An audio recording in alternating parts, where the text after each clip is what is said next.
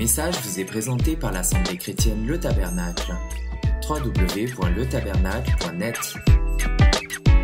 Le Seigneur, l'Éternel, est notre Dieu. Adonai Echad, le Seigneur, Hachem le nom, l'Éternel, un. Et tout au long de l'Écriture, frères et sœurs, nous voyons apparaître l'unité de Dieu. Cette unité de Dieu qui nous fait dire que le Père et le Fils sont un. Qui nous montre que l'Esprit et la parole sont un. Qui nous montre que Christ et l'Église sont un. Qui nous montre que l'Esprit Saint et l'Église sont un. Qui nous montre que les Christ et les siens sont un. Qui nous montre que le Père et le Fils sont un. Alors, dans l'Ancienne Alliance, on peut dire, mais où peut-on voir que le Fils soit un avec le Père? C'est Jésus qui l'a dit. Mais dans l'Ancienne Alliance, y a-t-il vraiment des passages où il est affirmé que le Fils est un avec le Père?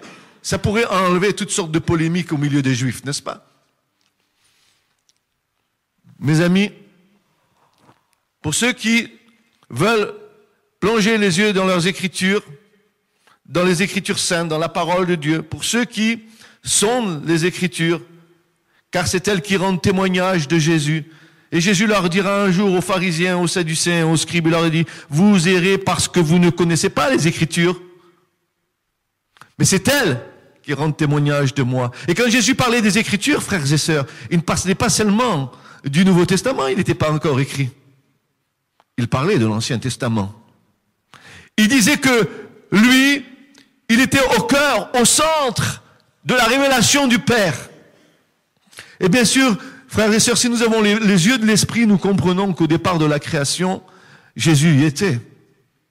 Au commencement, dit Jean, Paul, la parole était auprès de Dieu, mais c'est pas là-dessus que je me base. Au commencement, Dieu créa les cieux et la terre, et Dieu dit, Elohim, Dabar, Dieu dit une parole, et la chose s'accomplit. Il nous a dit que Dieu, attendez, pas dans le mauvais sens, parce qu'il y en a qui disent la même chose que nous, que Dieu serait le grand architecte, que Jésus est le maître d'œuvre, et que le Saint-Esprit est celui qui a travaillé pour que l'œuvre s'accomplisse. Nos anciens, les Juifs, les sages Juifs, avant même que Jésus arrive, bien des centaines et des centaines d'années, avant que le Christ vienne dans son incarnation, connaissaient les trois, Shalash ou Shalosh, Chaviot, les trois êtres vivants. Ils connaissaient, ils disaient que c'était la colonne du haut, la colonne du centre et la colonne d'en bas. La colonne du haut, le Père, Yod, He. La colonne du son est Vav. Et la colonne d'en bas, Vav, He. Dans le nom de l'Éternel, les trois noms sont contenus, Père, Fils, Saint-Esprit. C'est pour ça que ce matin, je ne vous parle pas de Trinité, je vous parle de triunité et je vous parle de Dieu, Echad, un, Père, Fils, Saint-Esprit. Le Fils, c'est le Père c'est le Fils c'est l'Esprit c'est le Fils, etc., etc. Il y a harmonie dans l'unité. Ils vivent unis ensemble. Ça, c'est la vraie unité. Unis ensemble. Alléluia. Dieu, Père, Fils, Saint-Esprit. Mais mieux que cela, frères et sœurs, regardez bien dans l'Exode 23 et vous verrez que l'Éternel va dire quelque chose de très intéressant. Il va dire à Israël, dans Exode 23, pour ceux qui aiment bien le peuple d'Israël, et nous l'aimons tous, bien sûr, ça serait anti-scripturaire de croire qu'on peut aimer l'Église sans aimer Israël. Je vous l'annonce ce matin, c'est une fausse doctrine. Dieu voit qu'un seul corps. N'imaginez pas que le corps de Christ, c'est simplement nos églises mystiques, angéliques baptistes, pentecôtistes, méthodistes, tout ce que la nouvelle génération du Nouveau Testament a engendré. L'Église du Seigneur, c'est juifs, non-juifs, hommes libres, femmes, tous ensemble, pour former un seul corps. L'Église et les Juifs et Israël, un seul et même corps. Il faut qu'on soit d'accord là-dessus. Parce qu'il ne peut pas avoir de séparation. S'il y a séparation, il n'y a plus d'unité, il y a division. On continue. Dans ce passage d'Exode 23, regardez bien ce que l'Éternel va dire à Moïse. Verset 20. Il va dire, voici j'envoie un ange devant toi pour te garder dans le chemin et pour t'amener au lieu que j'ai préparé. Prends garde à toi à cause de sa présence. Et écoute sa voix, ne l'irrite pas, car il ne pardonnera point votre transgression, car mon nom est en lui. Mais si tu écoutes attentivement sa voix, si tu fais tout ce que je te dirai, je serai l'ennemi de tes ennemis et l'adversaire de tes adversaires, car mon ange ira devant toi et t'amènera vers l'Armoréen, et le Hétien, et le Phérézien, et le Cananéen, et le Hévien, et le Jébusien, et je les exterminerai. Et ça continue. Tu ne te prosterneras point devant leur Dieu, tu ne les serviras point, tu ne feras point selon leurs œuvres, mais tu les détruiras absolument, tu briseras entièrement leurs stèles, vous servirez l'Éternel votre Dieu, et il bénira ton pain et tes eaux, et j'ôterai la maladie au milieu de toi. Il n'y aura exactement pas de femelle qui soit stérile, etc., etc. Donc, il a mis dans son ange son nom. Écoutez bien, c'est ce que dit Jean va dire. Nul n'a vu le Fils, nul n'a vu le Père, si ce n'est le Fils qui a surgi du sein du Père qui nous l'a fait connaître. Comme le Seigneur Jésus est sorti du sein du Père pour aller dans son incarnation, ainsi aussi le Saint-Esprit est sorti du sein du Père pour venir ici sur la terre faire l'œuvre de Jésus. Et aujourd'hui, le Saint-Esprit est toujours sur la terre.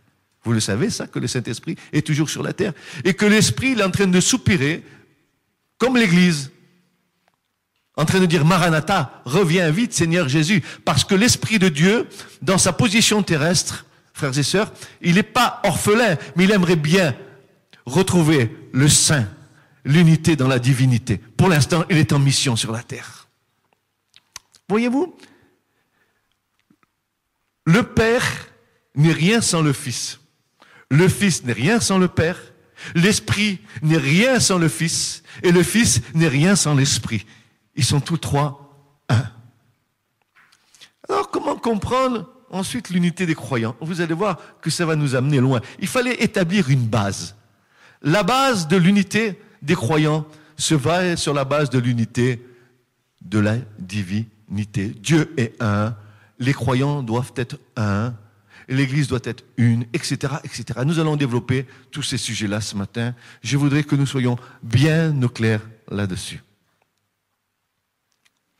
Cette unité est d'abord spirituelle.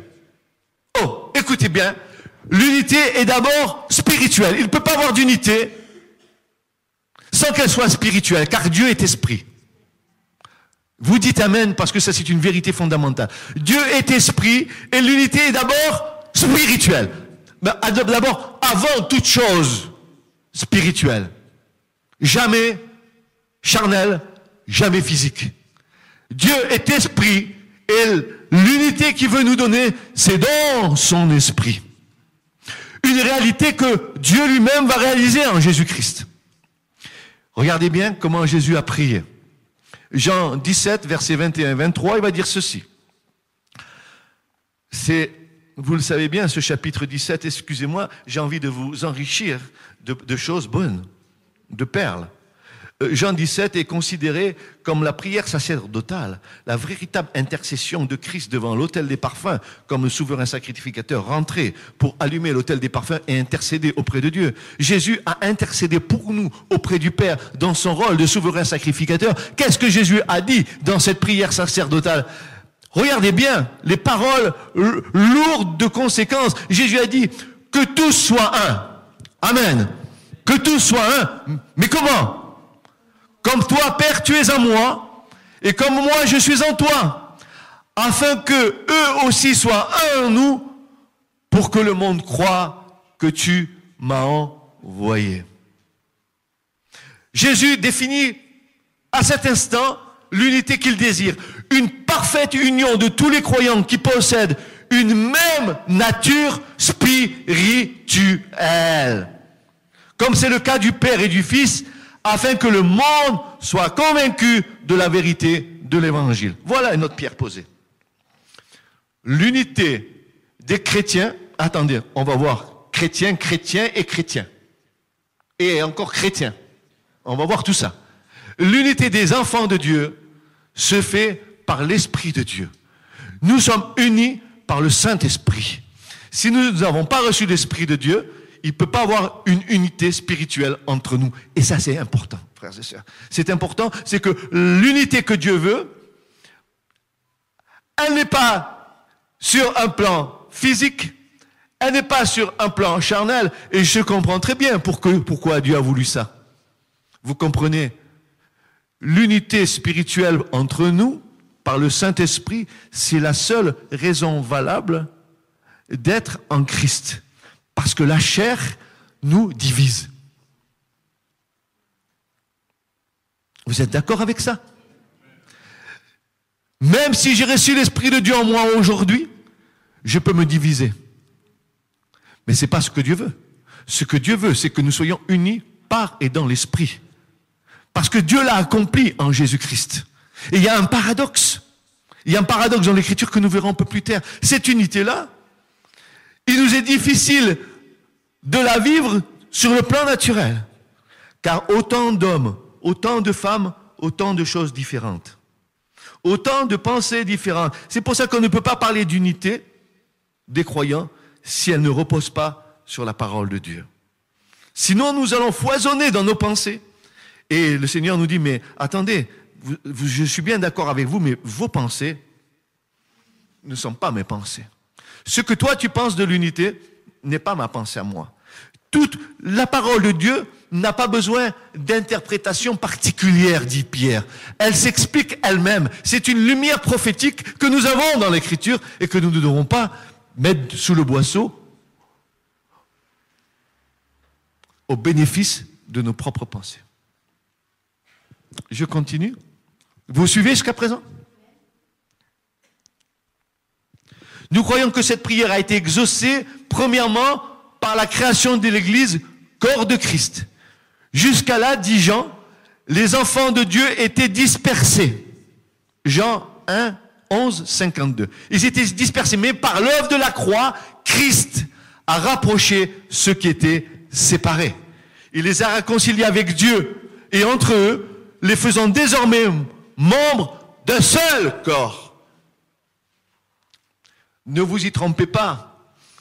Nos églises, toutes les églises qui sont là, sur cette place, ou dans la France, ou dans le monde entier, ce n'est pas la réalité spirituelle du corps de Christ. Ne vous y trompez pas.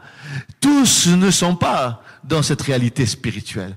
Comment se fait-il qu'il y en a qui ne croyaient pas à l'Esprit de Dieu, qui ne croient pas au don, qui ne croient pas à toutes ces choses, toutes ces doctrines qui sont là et qui nous empêchent d'être pleinement unis dans l'Esprit de Dieu. Ah, mon Christ, ce matin, si nous laissions le Saint-Esprit nous animer d'en haut, au lieu de nous être animés de nos doctrines et de nos pensées d'en bas. Si nous laissions l'Esprit de Dieu nous conduire dans les chemins de l'éternité, dans les choses réelles du royaume de Dieu, au lieu de discutailler sur la base de nos doctrines.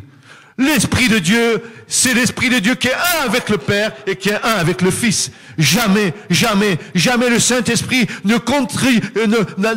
contrira les paroles que Jésus a dites. Bien au contraire, le Saint-Esprit aujourd'hui nous a été laissé comme un consolateur parce que nous étions orphelins et nous ne le sommes plus parce que le Saint-Esprit est là, mais il a un rôle, une mission, c'est de nous rappeler toutes les paroles que Jésus nous a dites.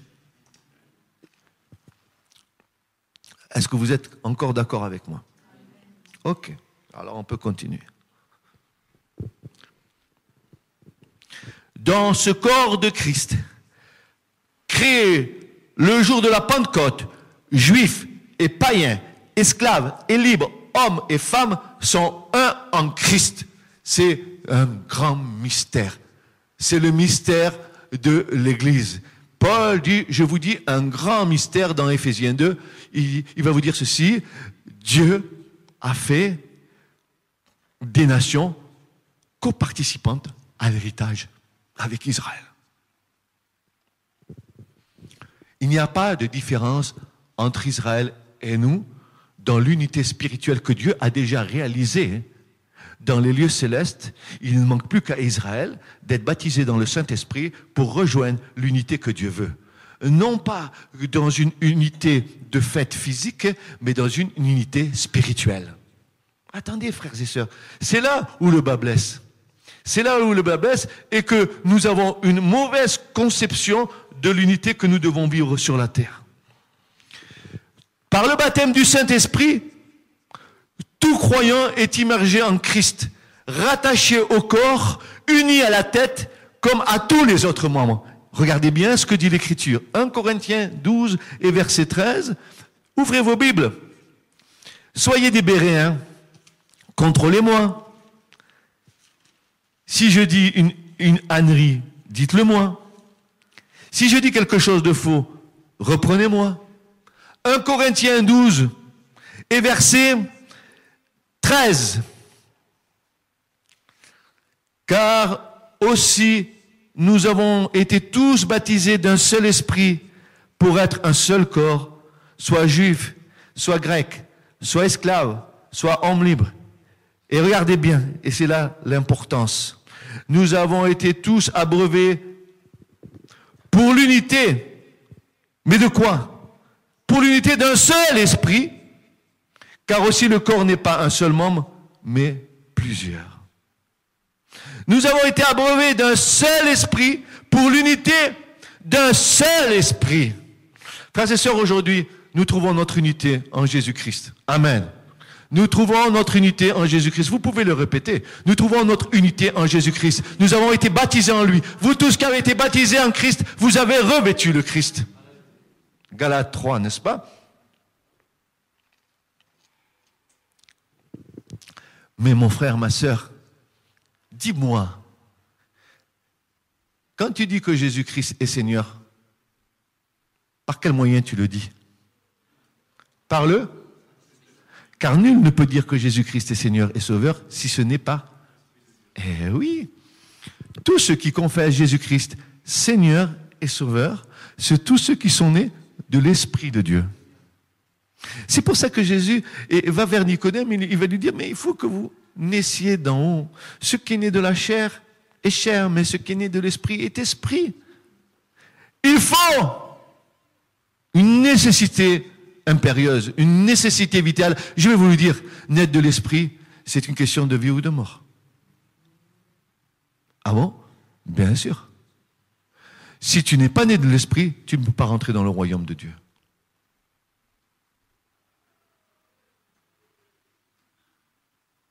Alors, frères et sœurs, nous allons avancer sur cette unité.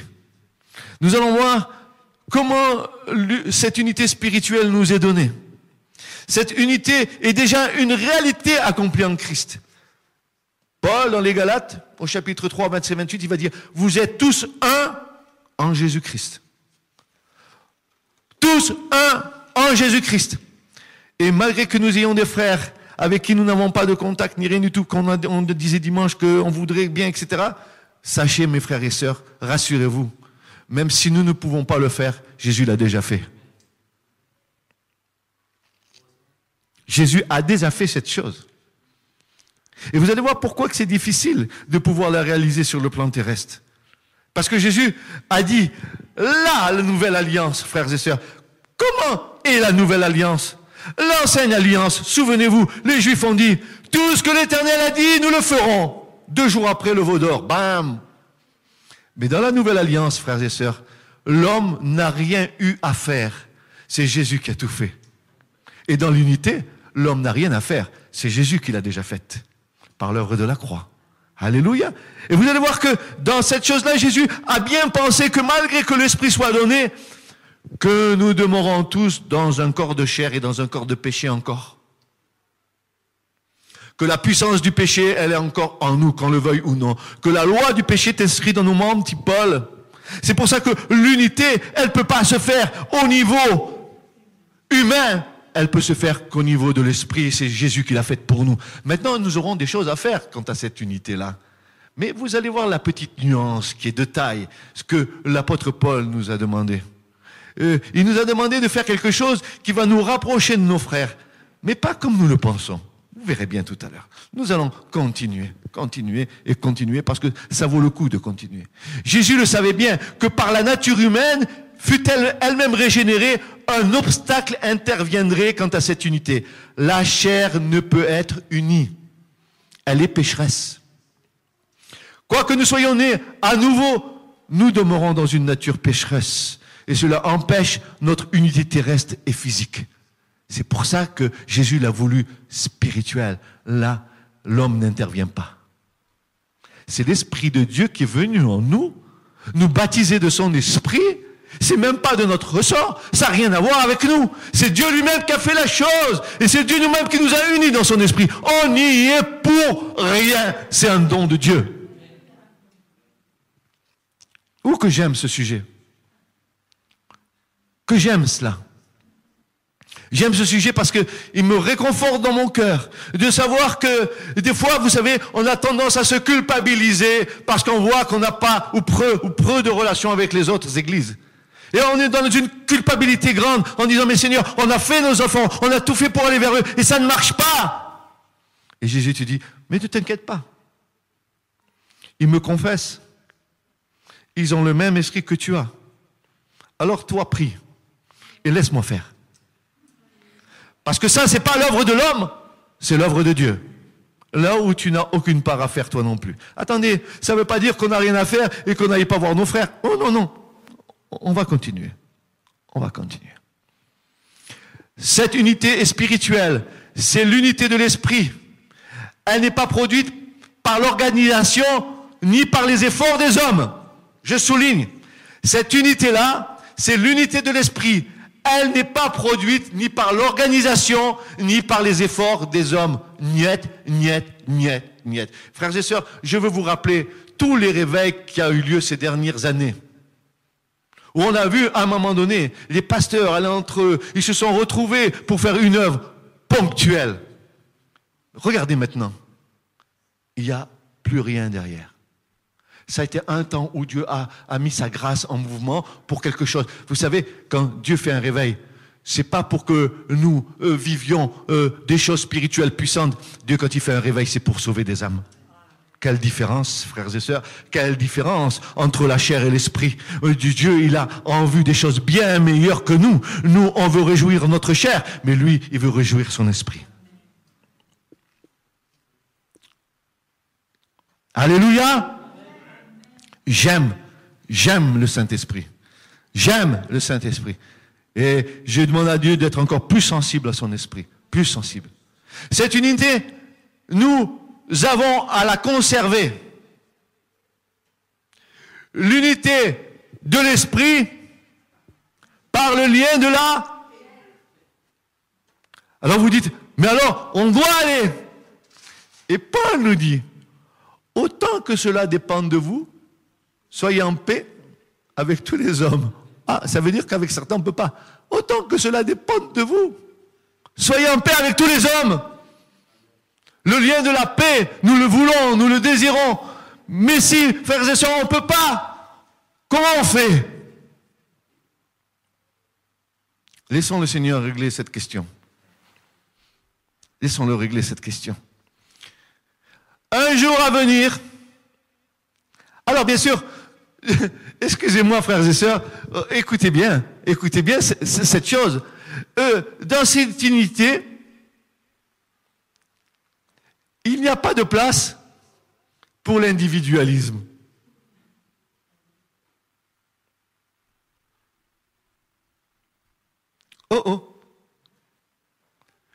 Dans cette unité, il n'y a pas de place pour l'individualisme. Il y a de place que dans le corps. Et chaque membre a sa place dans le corps, comme Dieu l'a voulu, a composé le corps. L'individualisme ne vient pas de Dieu. L'individualisme est une sectarisation. C'est un retranchement au corps. C'est anti-scripturaire et ça n'a aucune racine dans la parole de Dieu. Aucune. Si vous en trouvez une, venez me voir. Aucune. L'individualisme n'est pas biblique. Sinon, comment tu vas continuer à t'aimer toi-même sans aimer les autres? Je m'aime moi-même. Je suis bien moi-même. Je fais mon petit show moi-même spirituel. C'est moi. Et moi, disait Jacques Dutronc. La chair. Et encore la chair, et toujours la chair. Donc, pas de place pour l'individualisme. Mais un jour à venir, frères et sœurs, nous expérimenterons cette unité physique, réelle, lorsque nous serons rassemblés pour être enlevés dans les cieux. Ce jour-là, on sera ensemble. Surtout, ne ratons pas le train. Petite Vierge sage. Ne ratons pas le train. Nous serons rassemblés ensemble à la rencontre du Seigneur. Ce sera une vraie unité physique et cela sera en harmonie avec la réalité spirituelle. Pour l'instant, nous la vivons, cette unité, dans plusieurs domaines. Dans l'adoration. Ce matin, frères et sœurs, dans cette adoration, on n'était pas unis. Les choses spirituelles nous unissent. L'adoration est quelque chose qui unit le peuple de Dieu. La communion au Saint-Esprit nous donne l'unité. L'unité n'est pas un sentiment de bonne volonté humaine, ni un désir de nos sentiments, mais une réalité spirituelle vivante communiquée par le Saint-Esprit. Tout rapprochement ayant comme base une unité physique est voué à l'échec. Frères et sœurs, nous sommes unis dans l'adoration. Amen. Nous sommes unis dans la louange. Amen. Nous sommes unis dans la prière. Nous sommes unis dans la fraction du pain. Amen. Et tout cela, frères et sœurs, ce sont des choses spirituelles. Il n'y a pas de place là-dedans pour autre chose que cela. Tout est spirituel. L'unité des croyants est une chose qui vient de Dieu. C'est un acte d'amour de Dieu. Moi, je me réjouis de savoir que j'ai des frères dans le monde entier et que ces frères-là qui sont dans le monde entier sont unis avec moi par l'Esprit de Dieu. Même si je les ai jamais vus, on pourra me dire je suis divisé avec les gens de l'Alaska, mais je les connais pas, je les ai jamais vus. Mais non, je suis uni avec eux par l'Esprit de Dieu. Je suis divisé avec les Chinois, mais pas du tout, je les connais pas. Je suis jamais en Chine, mais je suis uni par l'Esprit de Dieu.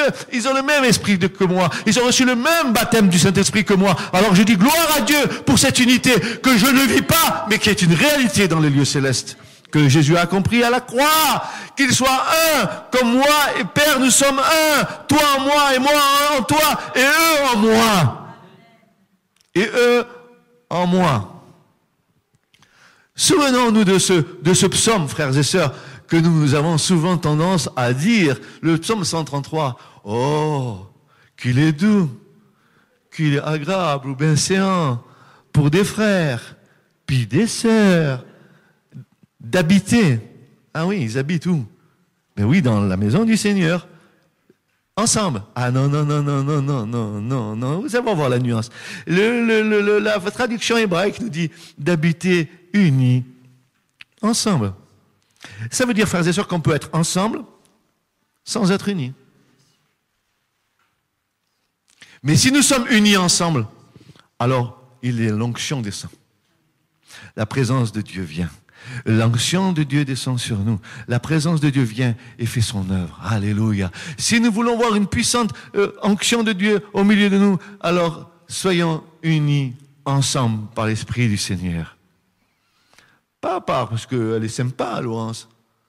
Pas parce qu'il est le petit cultivateur, extracteur de gazon en ce moment, il est sympa. Mais pas du tout, pas du tout. Parce que nous avons le même esprit. Le même esprit qui est en nous et qui a ressuscité Jésus. Quel esprit de puissance, frères et sœurs.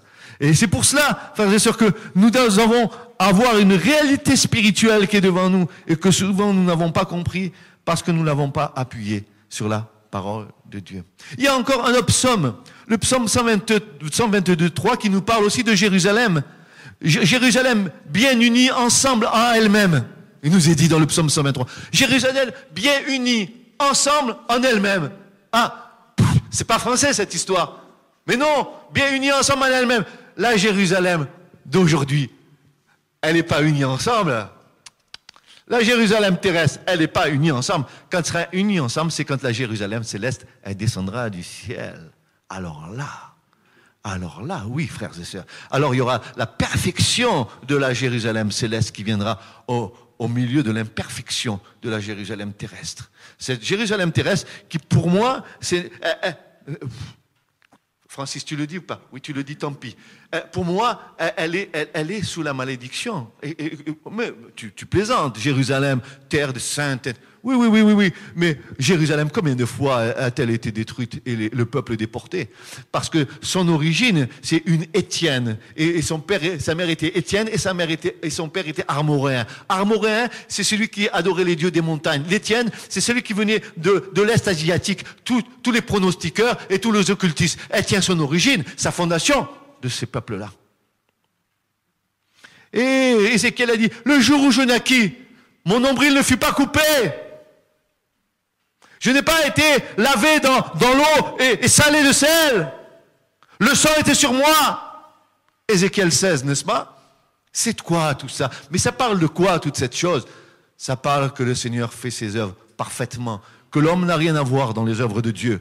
Car Dieu est souverain, il fait ce qu'il veut, quand il veut, au moment où il veut. Et quand il aura décidé, maintenant je rassemble mon peuple, comme il nous a dit ce matin, qu'il allait lever l'opprobre sur nous, qu'il allait essuyer le lard de nos yeux, qu'il allait relever notre tête pour que nous nous servions, je crois qu'il va le faire. C'est pour ça que si tu es dans l'épreuve, t'inquiète pas. Même si tu passes dans la vallée de l'ombre de la mort, ne t'inquiète pas, Dieu est avec toi. Jamais il t'abandonnera. Jamais. Si tu as été scellé par son esprit, alors vraiment, Jésus a accompli une unité dans laquelle tu as ta place. Et s'il l'accomplit pour toi et qu'il t'a baptisé du Saint-Esprit, c'est pour que tu sois en haut avec lui. Ne crois pas qu'il va t'éjecter comme ça, à moins que tu le renies. Ça, c'est autre chose. Ça, c'est autre chose. Alors, maintenant, frères et sœurs, nous allons établir la réalité existentielle de cette unité.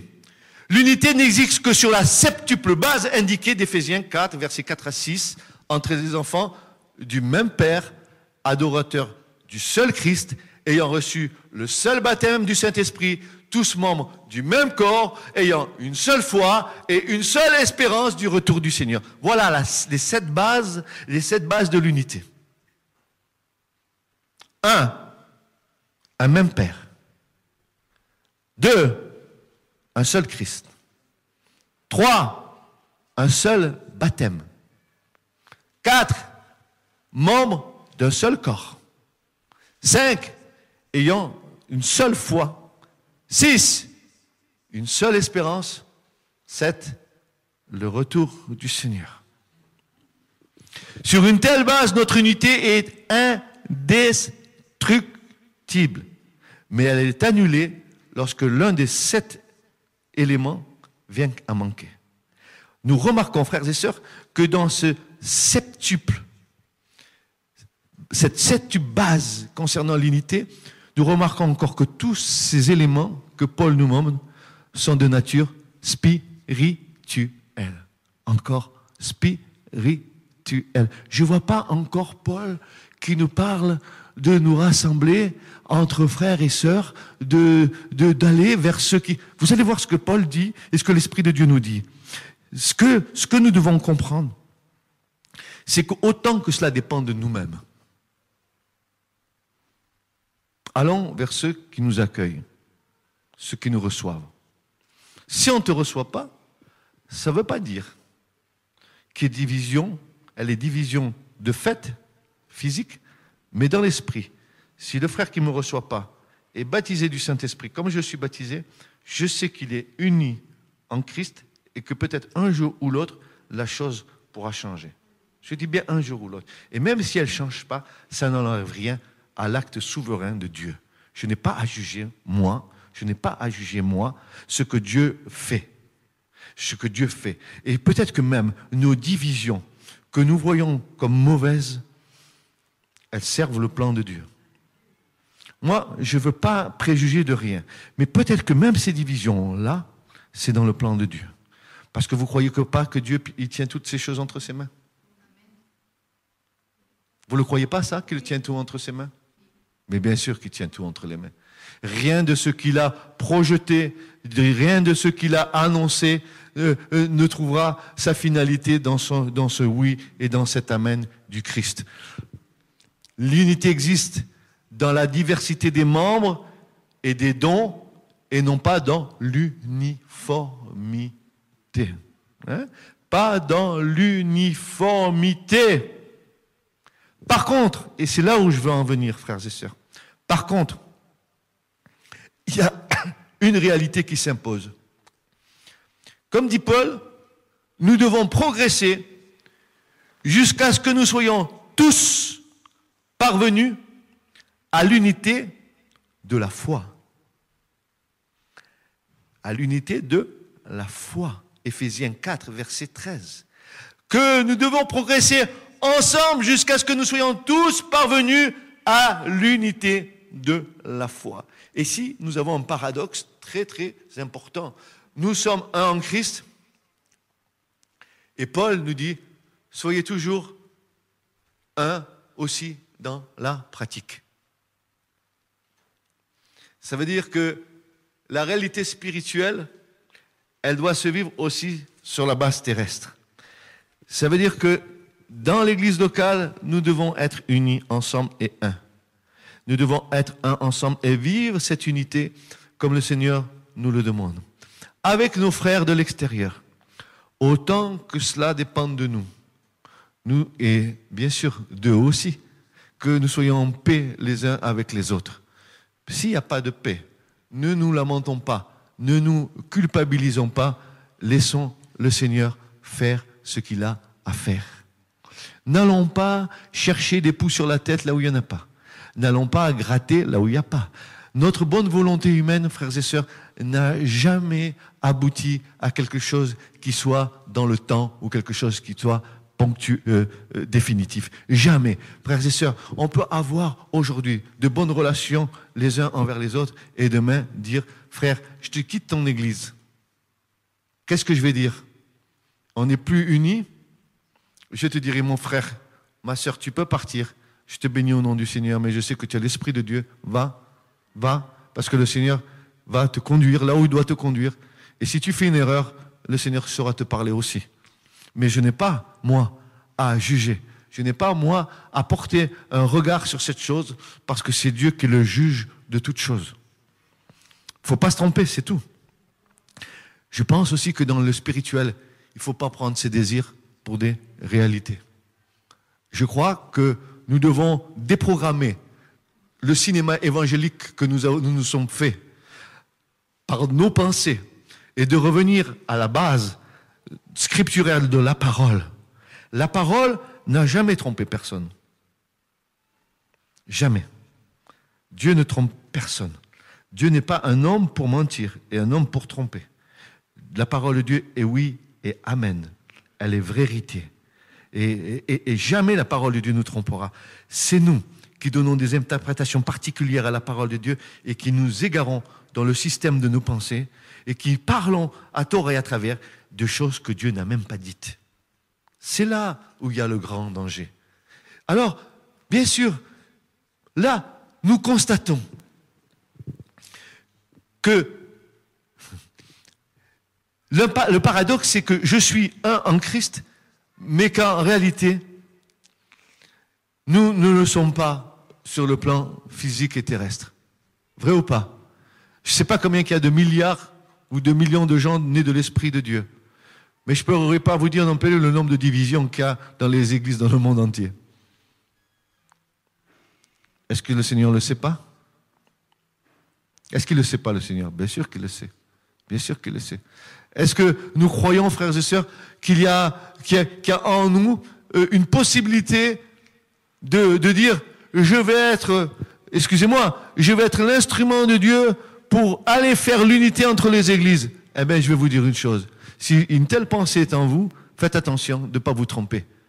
Parce que c'est une pensée comme cela dans nos cœurs va nous qui avons un certain état d'esprit, que nous voyons l'unité d'une certaine façon, ça ne veut pas dire que le frère en face va avoir la même chose que toi. Et que nous risquons, en faisant ces choses, au lieu de nous attirer, de nous repousser. Nous devons faire attention avec ces choses. Nous devrons faire très attention. Bien, alors nous continuons. L'unité vraie marche de pair avec une séparation nécessaire. Elle n'est pas l'uniformisation, mais elle n'est pas non plus la confusion. L'unité n'est pas l'uniformisation, elle n'est pas non plus la confusion. Christ et ses apôtres ont ordonné que dans l'Église, une discipline soit exercée et qu'une distinction soit maintenue à l'égard du monde. Le prétendu frère qui pêche et refuse de se repentir sera considéré comme un païen et un publicain s'il ne change pas de vie. Donc ça veut dire que l'unité ne tolère pas le compromis, ni de l'uniformisation, ni de la confusion. Paul nous ordonne de ne pas avoir de relation avec quelqu'un qui, se nommant frère, est impudique, ou cupide, ou idolâtre, ou outrageux, ou ivrogne, ou ravisseur, de ne même pas manger avec un tel homme. Oh, Paul, mais qu'est-ce qu'il est dur, ce Paul. Paul, mais qu'est-ce que c'est que ce Paul? Il faut déchirer les pages. Un jour, j'ai entendu un frère dire, je vais apprendre toutes les pages de l'apôtre Paul et je vais tout déchirer. Parce que ce frère-là, il était, excusez-moi, dans la branche juive messianique. Et comme le sabbat, c'était l'occasion pour lui de mettre la kippa, son talit et ces trucs-là, il considérait que Paul, qui disait que personne ne vous condamne pour une question de sabbat, etc., que ça, sous-entendu, ça l'empêchait de faire son cinéma messianique. Et qu'à cause de ça, il fallait donc arracher les pages de l'apôtre Paul, qui était en train de mettre par terre toute la tradition religieuse d'Israël. Vous comprenez, frères et sœurs, faut voir sous-jacent ce qu'il y a dans le cœur de l'homme. Donc, Paul nous appelle à vivre une unité spirituelle. Voyez-vous, frères et sœurs, regardez bien.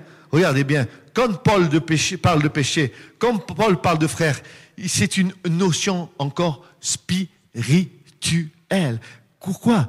Parce que l'unité doit garder l'Église pure, sans tache, ni ride, ni rien de répréhensible. L'unité des croyants dans une assemblée locale, c'est le degré de sainteté et de pureté qu'ils ont dans leur vie.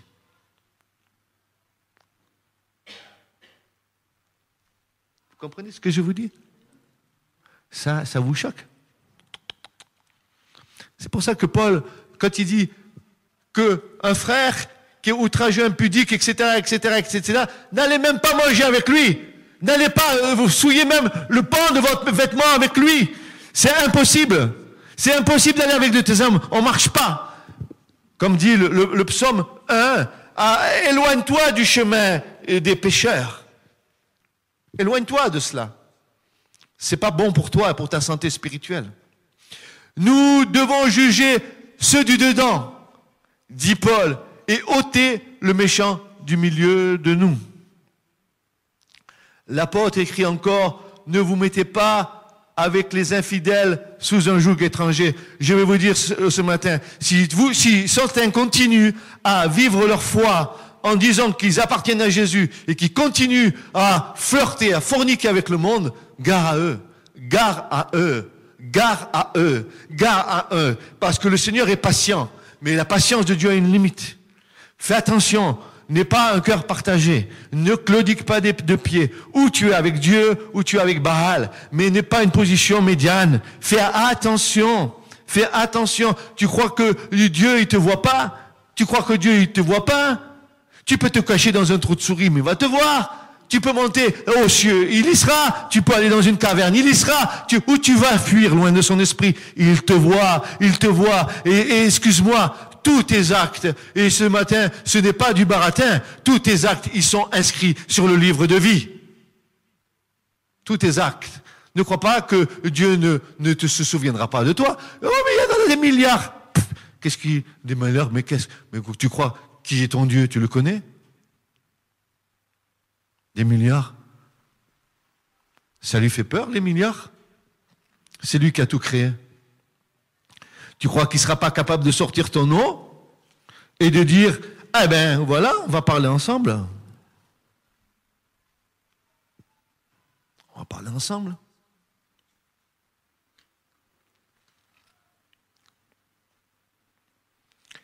L'apôtre écrit encore, ne vous mettez pas avec les infidèles sous un joug étranger. Quelle part y a-t-il entre le fidèle avec l'infidèle? Quelle part y a-t-il avec un enfant de Dieu, avec les gens du monde? Est-ce que cela pour autant on les rejette? Mais pas du tout, c'est pas ce que je suis en train de dire ce matin. Je dis que la façon de vivre de ces infidèles et des gens du monde ne sont pas tes façons de vivre à toi. Combien il est malheureux de constater que certains chrétiens, après avoir loué le Seigneur, après avoir adoré le Seigneur, ils sortent et vont dehors et vous commencez à les entendre parler comme dans le monde. Mais dis donc, qui est dans ton cœur? Qui anime ta vie? Y a-t-il deux sources en toi? Une source douce et une source amère? Et le Seigneur nous appelle ce matin. Il nous appelle à revenir sous son regard. Il nous l'a dit ce matin. Il nous l'a dit ce matin. Revenez, revenez à moi et je reviendrai à vous. Et c'est pourquoi, dit le Seigneur, sortez du milieu d'eux et séparez-vous d'eux, dit le Seigneur. 2 Corinthiens 6. Je serai un père pour vous et vous serez mes fils. Mais sortez du milieu d'eux. Sortez de cet état d'esprit où tu peux louer Dieu et avoir l'esprit du monde en même temps avec toi. Mais c'est une honte pour quelqu'un qui se dit être né de l'esprit. Et nous disons, nous voulons être remplis plus du Saint-Esprit et nous continuons à faire des choses qui ne sont pas de l'esprit, qui attristent le Saint-Esprit, qui attristent le Saint-Esprit. Et méfions-nous, frères et sœurs, que à force d'attirer l'Esprit Saint en nous, que le Saint-Esprit ne s'éteigne point en nous.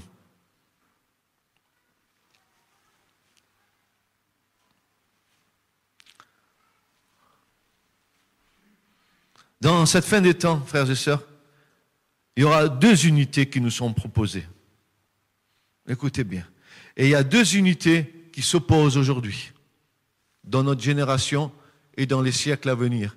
2 unités qui s'opposent très fortement. Première unité qui s'oppose, c'est l'unité que Satan veut à tout prix créer. Le monde marche vers une unification intégrale. Mondialisation, on en est là. Et ça vient bientôt. Déjà, il parle d'un gouvernement mondial. Excusez-moi parce que je n'ai pas envie de trop parler de certaines choses, mais qu'est-ce qu'il est aveugle, le peuple de Dieu. Le régime totalitaire de l'Antichrist s'imposera à la terre entière sur le plan politique, idéologique, économique. Vous trouverez cela dans Apocalypse 13, versets 7 et 8, 16 et 17. Le monde religieux parvenu à l'état d'apostasie dont parle Jésus, l'apôtre Paul, sera lui aussi complètement unifié dans la grande Babylone sous l'égide du faux prophète. Pour ne pas y être entraînés, les élus auront besoin d'être particulièrement vigilants. Vigilants. Œcuménisme.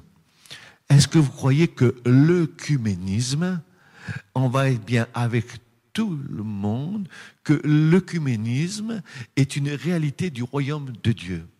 Croyez-vous qu'on peut prier avec un bouddhiste, ou qu'on puisse prier avec un tibétain, ou qu'on puisse prier même avec un musulman, qu'on puisse prier, frères et sœurs, Jésus nous dit que nous devons avoir le même esprit, que nous devons naître d'en haut, pas d'en bas, pas d'une philosophie religieuse, pas d'une organisation religieuse, pas même fût-elle la meilleure organisation religieuse qui soit, si elle n'est pas dirigée, conduite par le Saint-Esprit, c'est un état d'échec. Tout effort humain tendant vers un œcuménisme ou tendant vers une unité au travers des hommes est voué à l'échec. Est voué à l'échec. Maintenant, à cette unité-là, qui est d'ordre diabolique, satanique, va être opposée une autre unité. Dieu manifestera toujours plus l'unité de ses enfants régénérés et membres du corps de Christ. Cette unité d'essence spirituelle ne doit pas rester invisible, loin de là. Par la repentance et l'amour, ainsi que par tous les moyens pratiques, nous devons absolument manifester dans nos familles, nos communautés et dans le monde entier. Christ prépare son Église à l'enlèvement, il veut la sanctifier et l'unir. Sans doute sera-t-il obligé de la faire passer par la fournaise pour fondre ensemble les cœurs si durs des croyants eux-mêmes. Les cœurs si durs des croyants eux-mêmes. Frères et sœurs, attendons-nous à ce que le Seigneur continue une œuvre en nous, afin d'être prêts à le rencontrer. Il n'y a pas d'unité sur la terre, si ce n'est que l'unité spirituelle de tous les croyants, unis par l'Esprit de Dieu. Nous avons été tous baptisés dans ce seul esprit pour devenir un seul corps. Nous avons été tous abreuvés pour l'unité d'un seul esprit. Et notre unité, elle est spirituelle. Maintenant, autant que cela dépend de nous, soyons en paix avec tous. Nous ne pourrons jamais, frères et sœurs, excusez-moi, faire un attelage d'un cheval avec d'un bourricot. Ils vont tirer des deux côtés séparément. On ne pourra jamais faire d'attelage, n'est-ce pas, avec Christ et Bélial. On ne pourra jamais faire d'attelage entre la lumière et les ténèbres. On ne pourra jamais faire d'attelage entre la crédulité et l'incrédulité. On ne pourra jamais faire d'attelage avec Christ et Bélial. Jamais, jamais, jamais. Jamais. Jamais. Car Dieu a décidé une bonne fois pour toutes dans la nouvelle alliance que l'homme ne dira pas à Dieu, tout ce que toi tu as dit, nous le ferons, mais en Christ, Dieu a tout accompli afin que nous soyons un en lui. Pas par la volonté des hommes, pas par la volonté de la chair, mais par la volonté de Dieu. Alléluia. Parce que Christ à la croix l'a fait pour nous. N'oublions jamais ces choses. Que toute notre unité, qu'elle soit d'autres spirituelle, toute cette unité, c'est parce que Dieu, dans son essence, est un. N'oubliez jamais ça. Tout vient de l'unité de la divinité. Tout vient et tout est tiré de là. Et dans l'unité de la divinité, il n'y a point de division. Dans l'Église qui va être enlevée avec son Seigneur, dans cette Église finitive, ce reste de la génération qui va voir le retour du Seigneur, parce que je crois que l'Église, elle est déjà bâti en haut dans les lieux célestes avec les Élie, les Élisée, les Moïse, les Abraham, tous les saints de tous les temps, c'est déjà là-bas en haut, et que Jésus reviendra chercher le reste qui est en bas, qui rame dans cette génération perverse et tordue, et qui l'emmènera avec lui dans les cieux pour que les noces se fassent en haut, parce que le Seigneur nous attend. Et ça, c'est encore une réalité d'une unité spirituelle, parce que c'est le Saint-Esprit qui va nous rassembler. Regardez bien ce que dit le prophète Ésaïe. Oh, que c'est beau!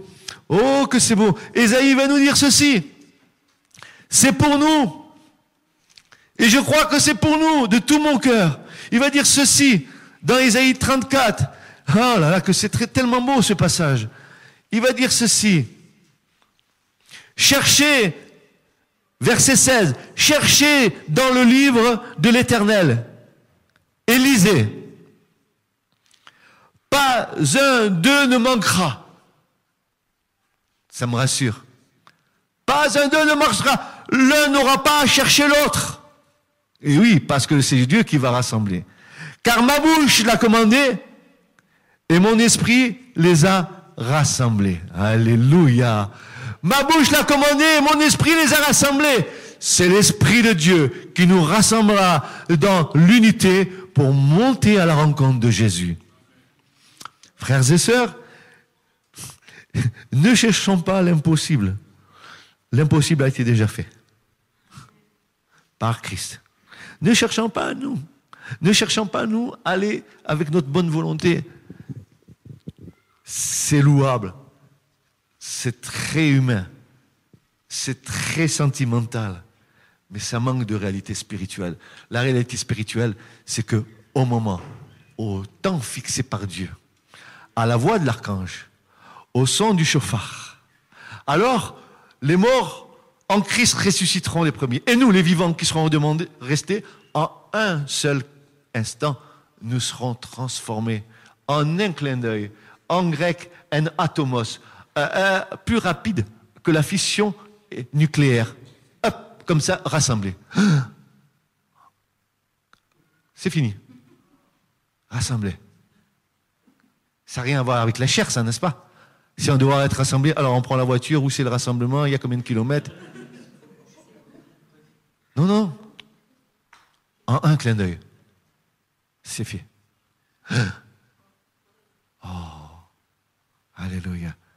Ça n'a rien à voir avec l'homme, ni avec l'esprit humain, ni avec la bonne volonté humaine, ni avec les sentiments humains. Mais c'est la souveraineté, la grâce de Dieu qui a dit, je le commande, et voilà, c'est accompli. Et alors, à ce moment-là, écoutez, écoutez. Tous unis ensemble, nous irons à la rencontre du Seigneur dans les airs. Et nous le verrons face à face. Amen. C'est ça que je voulais vous dire ce matin. C'est ça que je voulais vous transmettre ce matin. Ça, ne cherchons pas. Allez, nous, les chrétiens, on va aller évangéliser les Juifs. Hein? On va évangéliser les Juifs. Non, non. Laissez le Seigneur faire.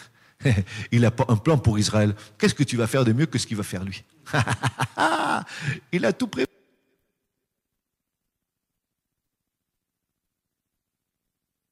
Rien de ce qu'il ne fera.